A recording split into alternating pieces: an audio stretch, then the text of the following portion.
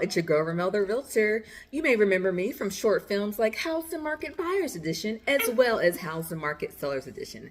Today, we're going to come back to you with our third part of the series, House and Market Investors Edition. Stay tuned. So investors, I could probably talk at the most at length about investors because there's such a wide array of investors. Like, what are you investing in? Are you buying and holding? Are you buying and flipping and then selling it? Are you buying and then wanting to rent it out to renters? Or are you doing commercial? Like, are you it could be like, we could even start talking about other facets of different industries. Are you buying a car wash? Are you buying a laundromat? Are you buying whatever? But today I'm going to try to keep it as simple as possible and keep it to more real estate, pertaining to real estate only, instead of going off into commercial, because we'll be here all day and I don't think it's that interesting, to be honest with you. So are you buying to hold? I have a client now that she just wants to buy to hold. She's buying a lot of land in kind of near the Cedar Creek Lake area. And she doesn't really know what she's going to do with it. She just wants to start investing, wants to start building her portfolio. And we got her a really good deal. It was under asking price. It hadn't even been sitting for that long. I think it was on the market for about 14 to 15 days. Granted, it wasn't like thousands and thousands of acres. It was just a little small acre lot, but you never know. You never know what's going to happen. Down here, people from Dallas are moving down here to, build their lake houses, land. Like, they're not building any more land. So land is not a bad investment, especially now when sellers, like I said, sellers are getting anxious. They're wanting to sell there. They know the market's slowing down. So even when it hasn't been on the market for too long, sorry, my dog's crazy, y'all. So even when the land hasn't been, or any property hasn't been on the market too long, sellers know. Their realtors have probably told them, hey, it might sit. So even when they get that first offer after 2 weeks and it's under asking price, they might be like, let me go ahead and take this because I don't know what's going to happen in the future. I don't know, the market's a little bit unpredictable, especially right now. So are you buying to flip? Now, what I mean by flipping is, are you buying to, a really nasty, deprecated, broke down house, and then you're going to remodel it to sell it at a higher price, like we see on all the HGTV shows and all that good stuff. So what I found with those type of investors is, one, they want a hell of a deal. Like, a lot of times they're looking for not off-market prices. They're not really looking for things that are on MLS, and they want, if you're selling the property for $60,000, they're going to offer you 50% of that, whatever. Like, they want a hell of a deal, which I'm not mad at. Who doesn't want a good deal? So for investors looking to buy and flip, again, not a bad time, because you've got people, especially when properties are just sitting there because they're terrible, they've been burned down, they've been basically need to be just knocked down and started from the beginning. And it is not a bad time. People are just, here, take this nasty old house, and 9 times out of 10 they have cash. Even if they don't, they have like hard money loans or loans. They work with lenders that can get them closed really quickly, especially when it's a quick close. It's not a bad time for investors in that sense. But another thing that investors need to think about is the price of materials, because from my understanding, price of materials has not quite gone down. The price of everything is super high. So that's just something. So you might get the house for super cheap, but I don't know that much in depth about like the price of things, but I just know from being in the industry that the price of materials is kind of high right now. Are you buying to, have a house that maybe doesn't need that many, maybe they need a few little upgrades here and there, but for the most part it's ready to go and you want to rent it out? So this is a different case. I do have a few of those who are looking for renters, and a house that, like I said, just needs basic renovations, if any.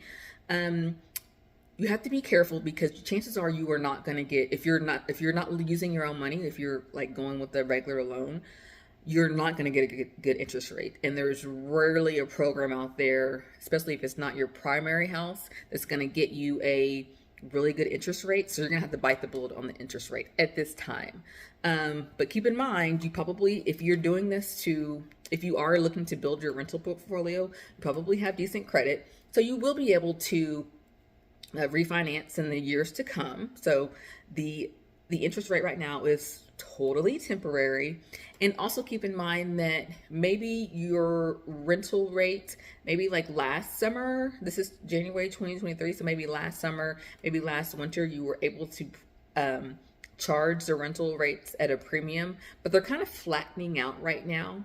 And another thing that you have to keep in mind is great that you're charging $2,000, $2,200 for rent and that they pay 1 month, 2 month, but can your tenant sustain that? Is that sustainable to fair enough to ask a tenant to pay $2,000 a month for the next year? It may be, I'm not saying that it's not, but just you have to keep in mind with the area that you're in, wherever you bought the house, the tenants that you get, is it sustainable for them to keep paying that rent that you are charging them? If it is, great, go for it. But so I know a lot of landlords want to make, of course, everybody wants to make the most money that they can, but that's something that I don't think that a lot of landlords think about is this rent sustainable? And then also, if it's not sustainable, then the price of like kicking somebody out and getting somebody in there, that's expensive too. So you got to kind of be reasonable and get a realtor that will knows rent and rental comps and can bring you back down to earth and be like, hey, maybe instead of charging $2,000, maybe we can charge $1,800. Like, that's just an example. And so maybe, especially with that high interest rate that you're paying on in that first few years before you refinance your rental home, so you might have to take a little small loss at the beginning, but keep in mind that hopefully you get a renter that's going to be in there, maybe get an older person that's going to be in there for quite a while. So over time, you will start to make more money, just like any business. Maybe you don't make money in the first few years, but after a while you start to pile it on and start to be blown out of control. But you just have to keep that in mind. Don't expect to just jump right in and just make tons of money. You got to be reasonable and you got to think it through. So like I said, if you are looking to buy and rent out the homes, you probably are going to have to take the higher interest rate, as opposed to if you're like a first-time home buyer or you're buying your primary residence. There's more programs out there for you to buy down an interest rate. Not saying that it's not. I do have a client that we were able to buy down his interest rate, and it wasn't his primary residence, but just keep in mind that it's not always as easy when it's not your primary residence.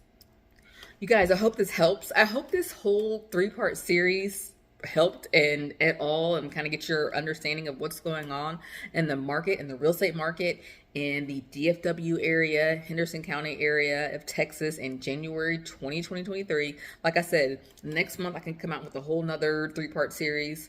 I'm just now kind of starting my YouTube journey of the business, but you can follow me on TikTok, Facebook, Instagram, and I'm going to try to do more. Those are kind of like my fun platforms. I try to do funny stuff and show my fun, quirky part of my personality. YouTube, I decided I'm going to try to be a little bit more serious and know that I am a knowledgeable real estate agent, and I'm here to not only make the process fun and form a new bond, but also help you and give you as much knowledge as much as I can. And I learn every day. I love to learn. I love this business. So I'm here for you. And like I said, I'm going to work tirelessly. If I become your agent, I will work tirelessly and leave no stone unturned. I don't like to, you guys, I'm a Virgo, so I don't play games. I don't like to mess up. I don't like to be wrong. I don't like to be, I don't want to disappoint anybody. And I take it very personally whenever you decide to come with me, to trust me in this process. This is like the biggest transaction of your life. So I take it extremely personal whenever you choose me as your agent, as whether it be a buyer's agent or a listing agent. Either way, I'm going to answer my phone. I'm going to be there and answer all your questions. And if I don't know the answer, I will definitely find it out. So hope this helps. Like I said, follow me and follow me for more real estate videos, and hopefully I'll get better in this process, because I know these kind of videos have been kind of shaky, but bear with me in my learning process of YouTube. Okay, you guys, holler if you want to talk real estate.